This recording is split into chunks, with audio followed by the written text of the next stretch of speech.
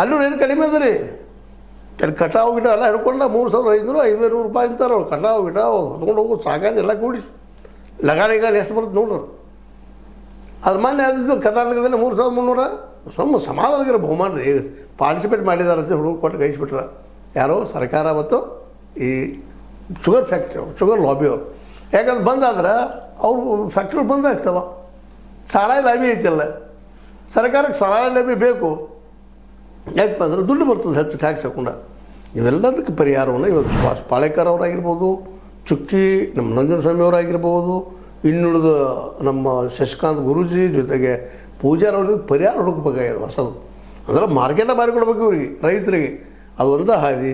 ನೀರಾವರಿ ಮಾಡೋದು ಎಲ್ಲ ಕಡೆ, ಕಬ್ಬು ಬೆಳೆ ತಪ್ಪಂತ ಕನ್ವಿನ್ಸ್ ಮಾಡೋಕ್ಕೆ ಪ್ರಯತ್ನ ಮಾಡೋದು. ಜೊತೆಗೆ ಅಲ್ಲಿ ಗೋಡಾವನ್ನು ಕಟ್ಟಿಕೊಟ್ರೆ ತಾವು ಬೆಳೆದ ಬೆಳೆ ಇಟ್ಕೊಳಕ್ಕೆ ಕೊಟ್ಟರೆ ತಮ್ಮ ರೇಟ್ ಬಂದಾಗ ಮಾರ್ಕೊಳಕ್ಕೆ ರೈತರಿಗೆ ಅನುಕೂಲ ಆಗ್ತದೆ. ಇದು ಹೌದೋ ಅಲ್ವೋ ಇನ್ನು ಇವರು ಈ ತಜ್ಞರು ಹೇಳಬೇಕಿದೆ ಉತ್ತರ.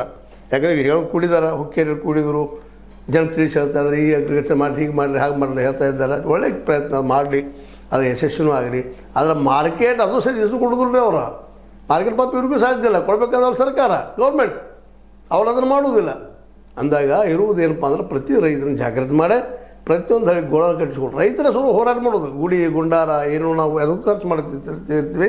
ಅದನ್ನು ಅಲ್ಲಿಯ ನಮ್ಮ ರೈತ ಬಾಂಧವ್ರನ್ನ ಒಂದು ತಮ್ಮದ್ರೊಳಗಿಂದ ಈಗ ಹೇಳಿ ನೀವು ಅಡ್ಡಭಾಗ ಏನು ಅಷ್ಟು ಕೊಡ್ತಿದ್ರಿ ಇವು ಹಂಗಾಯ್ತು. ಟ್ಯಾಕ್ಸ್ ಎಲ್ಲ ತುಟ್ಟಿದ್ರಿ ಪಾಪ.